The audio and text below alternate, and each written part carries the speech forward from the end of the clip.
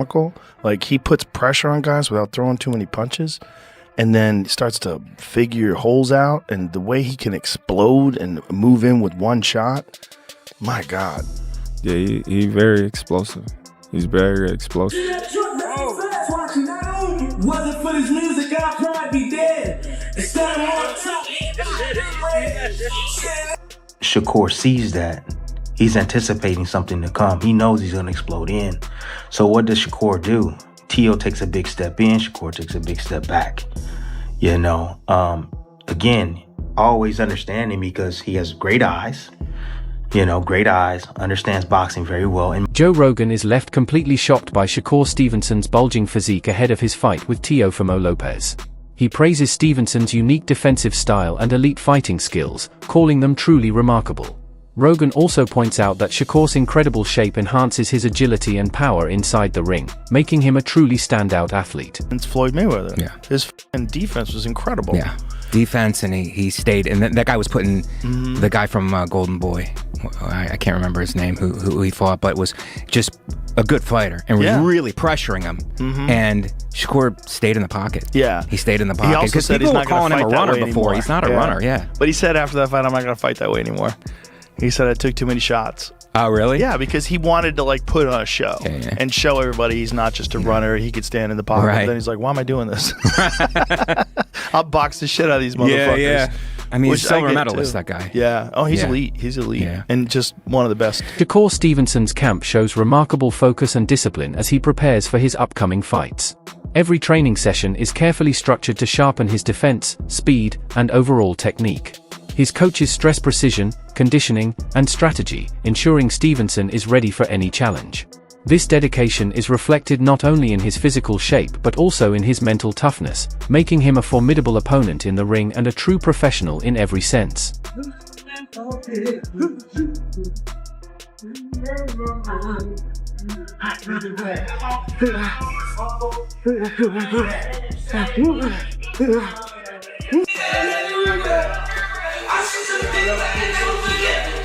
Tim Bradley breaks down the upcoming fight by highlighting the contrasting styles of Teofimo Lopez and Shakur Stevenson. He notes that Lopez relies on explosive, twitchy movements that generate tremendous power, often using a subtle pause before launching his attacks to strike with sudden intensity. In contrast, Stevenson, much like Roy Jones Jr. in his prime, excels at controlling distance, positioning himself perfectly to limit his opponent's movement and dictate the pace of the fight. Bradley stresses that footwork will be crucial, as Stevenson can neutralize Lopez's explosiveness by keeping him off balance and anticipating his attacks. This battle of agility versus raw power makes the matchup thrilling, showcasing Stevenson's defensive mastery against Lopez's natural speed and sudden bursts of offense. The feet is what gets you in position to be able to land those shots. You know, footwork is extremely important. When I look at both these guys and I look at Shakur's footwork, I look at Teo's footwork, and what I noticed about Teo's footwork in particular is that in order to be able to throw the amount of power that he has, you know, I've noticed with Teo, there's always a subtle pause before he actually explodes. And Teo's a guy that likes to explode into contact, like to explode into his opponents, man, to land his offense. You know, fast, you know, twitchy type muscles, you know, fibers, you know, he's extremely fast. You know, some may say that, you know, his twitchiness kind of reminds him of like Roy Jones' type of, you know, movements, how quick he's able to close that distance on his opposition. However, he's in there with a guy that is a master at controlling distance. That's like he's a master at literally, you know, getting in his position, right, in the position where he wants to be and taking away your positioning. And with doing so, he takes away your feet, you know, and that's why I think feet are going to be extremely important in this. You know, if you can keep your opponent off balance, for instance, let me just give you an example. It's like Teo explodes. There's a subtlety before he explodes with his offense. And as soon as Shakur sees that, he's anticipating something to come. He knows he's going to explode in. So what does Shakur do? Tio takes a big step in, Shakur takes a big step back. Again, always understanding. Ryan Garcia confidently predicts that Shakur Stevenson will emerge victorious in his upcoming fight. He highlights Stevenson's speed, defensive skills, and ring intelligence as key advantages that can give him the edge over any opponent. Garcia believes Stevenson's ability to adapt and remain composed under pressure makes him a formidable challenge for anyone, including Teofimo Lopez. According to Garcia, the combination of agility, precision, and strategic thinking positions Stevenson as the likely winner. His prediction reflects strong confidence in Stevenson's overall skill set, suggesting that if he executes his game plan effectively, victory is well within his reach. Some real boxing guys in this thing. Yo, who you got, Shakur or Tio? I got Shakur Stevenson beat him. You got Shakur? You don't think Tio's gonna win? Nah, bro. Nah. Damn, bro, I'm not gonna lie. I got crazy. Tio too, bro. You guys got Tio? How much you guys want to bet, bro? I got Tio. How much you guys want to bet anytime? Bet, bro. I don't got money compared to you. Nah, I'll bet. Hey, I'll bet in your tax bracket, bro. 100. Let's do 100. I'll bet 100, bro. Let's do it. Shakur Stevenson faces scrutiny ahead of his fight with Teofimo Lopez, with some questioning his game plan and recent performances. Critics note that his resume may not be as deep as some of his peers, particularly compared to fighters like Gervonta Tank Davis, whose combination of size, speed, and punching power has impressed against elite competition. While Stevenson is widely praised, many argue that his previous opponents, such as Zepeda, were not top-tier challenges, and victories over them don't carry the same weight. Stevenson's in-ring strategy often emphasizes defense and distance control, but concerns arise that against a powerful, fast fighter like Lopez, simply avoiding engagement could limit his effectiveness. Some suggest Stevenson may try to maintain space rather than push the action, turning the fight into a contest of endurance and timing rather than outright offense. Ultimately, while Stevenson's skills and defensive mastery are undeniable, this matchup will test whether his approach can withstand Lopez's explosiveness and raw power. The outcome remains uncertain, making this fight highly intriguing. Challenge y'all to compare it to Gervonta Tank Davis's resume and then really look at who they were, look at Tank's frame, look at Shakur's frame, and tell me what looks to be more special. But here you got Shakur being hoisted up and praised nonstop, but then a lot of the same analysts, when they talk about Tank, they're like, oh man, Tank's disappointing and Tank needs to fight someone and his resume is not that good. Who on Shakur's resume is just this world beater? People always talk about, oh, Tank don't have Hall of Famers and don't have good fighters. Ryan Garcia is a dangerous fight. He has one of the best left hooks in the game. He was undefeated. Undefeated fighters could be stubborn, and he's definitely bigger than Tank.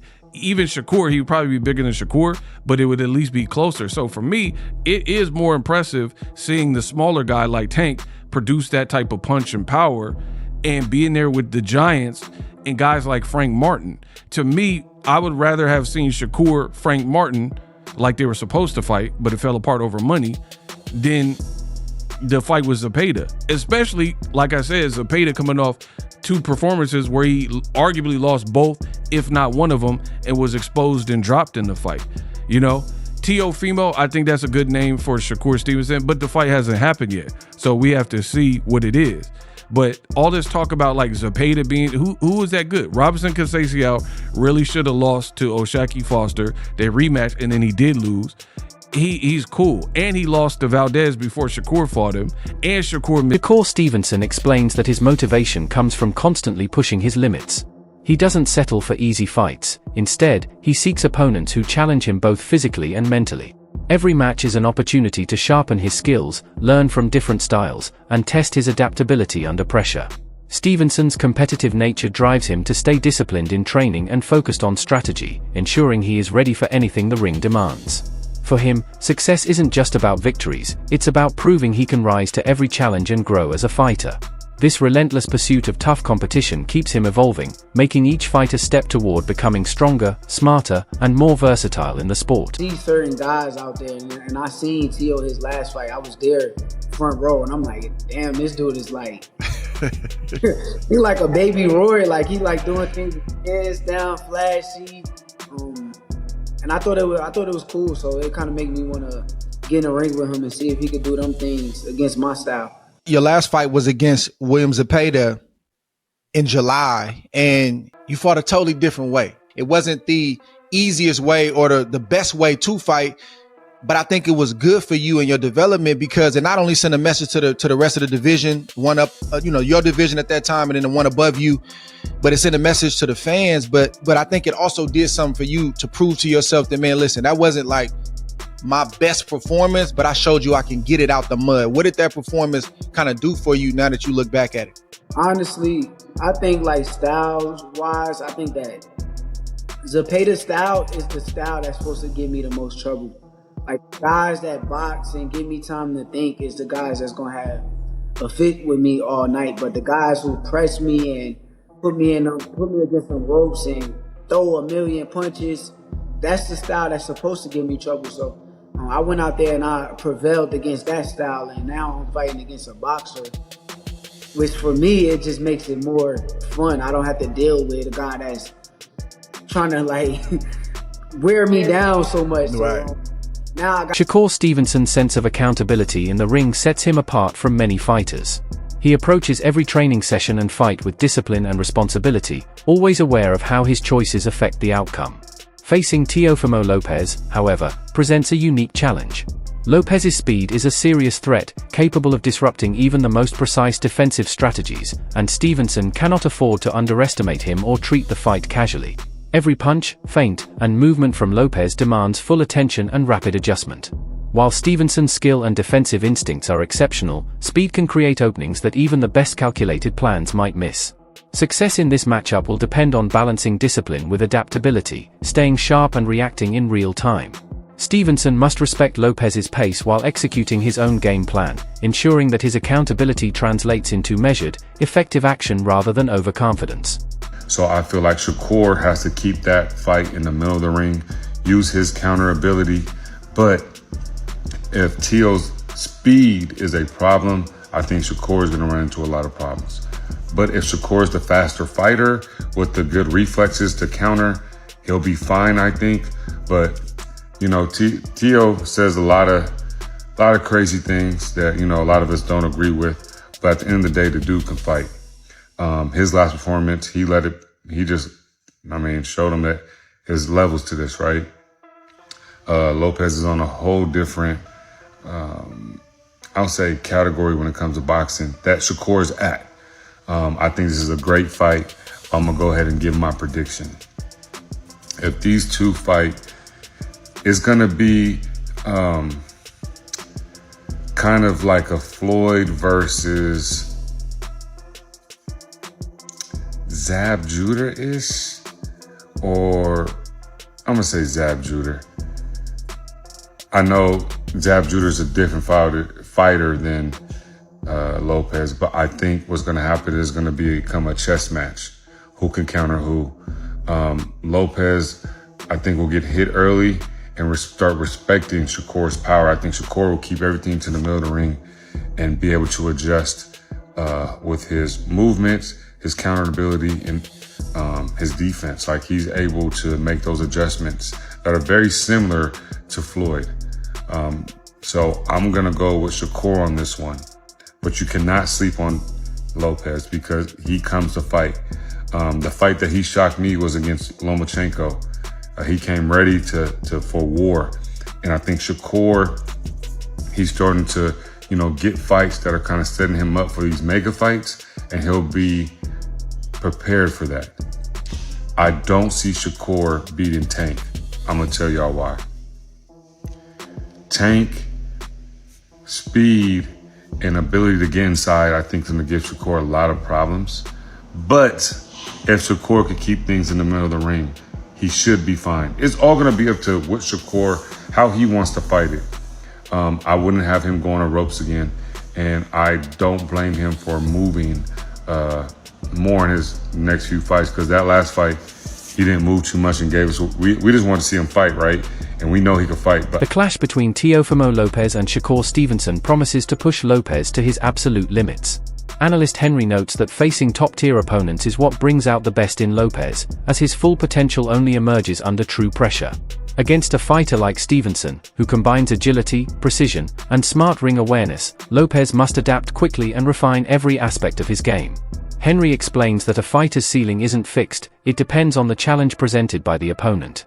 This matchup forces Lopez to confront his strengths and expose any weaknesses, highlighting his ability to strategize and think on his feet. Beyond physical skill, Henry emphasizes that mental toughness and decision-making under pressure will be decisive. The fight is therefore seen as a crucial test of Lopez's evolution as a boxer, pushing him to rise to a level that only elite competition can demand. Teofimo Lopez faces a significant challenge in his upcoming fight with Shakur Stevenson. Out the very best in him. I just can't see how it's possible that whilst Teofimo, we've seen a ceiling with him in terms of he's been beaten by certain opponents, we know that he can lose in the ring. But I don't know if that's a genuine ceiling, because I think that his ceiling is actually one of the most changeable in boxing based on who's in front of him. And so actually, I think there's a very, very good chance we're going to see the best possible version of Teofimo Lopez in the ring against Shakur Stevenson. But we should talk about Shakur Stevenson before we get into the nuts and bolts of the fight, what it might look like, and why it is so risky for both men.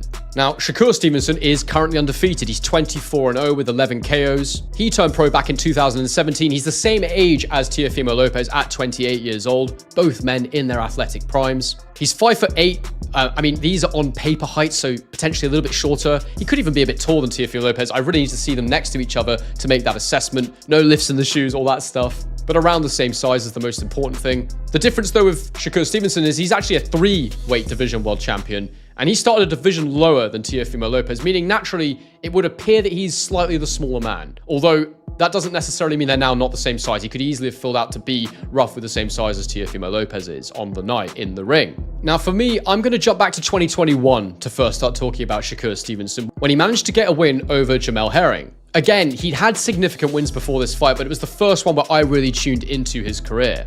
Notable wins had already come against Joet Gonzalez, Jeremiah Nakathila, but no one that was really a household name. Maybe Joet Gonzalez. No giant names. Jamel Herring was the first one where I was like, I know who Jamel Herring is. He beat Carl Frampton. He beat Lamont Roach. This is a very, very decent operator. And what can I say? I mean, Shakur Stevenson just absolutely dominated him and TKO'd him in the 10th round of their fight, but this was a really... According to Bruce Carrington, Lopez often struggles against opponents who move fluidly and change angles constantly. Stevenson's agility and ability to shift positions in the ring could exploit this weakness, forcing Lopez to adjust on the fly. Carrington emphasizes that success in this bout will depend not just on power or aggression, but on Lopez's ability to anticipate and respond to rapid movement. He explains that a failure to adapt could leave Lopez vulnerable to counters and strategic setups. This analysis frames the fight as a test of Lopez's versatility, highlighting that Stevenson's dynamic style may ultimately dictate both the pace and outcome of the match. Explosiveness, and but I do feel like when it comes to Shakur, bro, his movement may frustrate him. The only thing that worries me when it comes to Teofimo is his frustration. Like, is he going to be able to work well with a mover? You know, we've seen, difficulties that he had with Sandor Martin. We've seen the difficulties that he had with Jimmy Ortiz, guys that's been moving around and not staying still. Like, if you keep Teo moving around and he can't plant his feet, what can he do? We're going to have to find that out on, January 31st. And I think Shakur, he's probably one of the best guys to, move his feet, be on defense, being hella patient and frustrating a fighter, bro. Like, so, I don't know. We've seen Teo get frustrated to the point where he's asking himself, do I still got it? You know what I'm saying? We got to see what his mentality is going to be like come January 31st. Do you think that his experience on the biggest of stages, his two biggest wins, he was an underdog, and both guys, ironically enough, were southpaws like Shakur. That play any factor to you, man? Nah, styles is different. The styles are totally different. Lomachenko don't fight like Shakur. Josh Taylor don't fight like Shakur. Like I don't see, just because southpaw, that same thing will happen. I feel like certain techniques could be used to fight Shakur, yeah. But in terms of like that approach of the fight, nah. Like Shakur fights totally different. You gotta be able to do some out of pocket stuff with Shakur. You gotta throw while he's throwing. That's probably some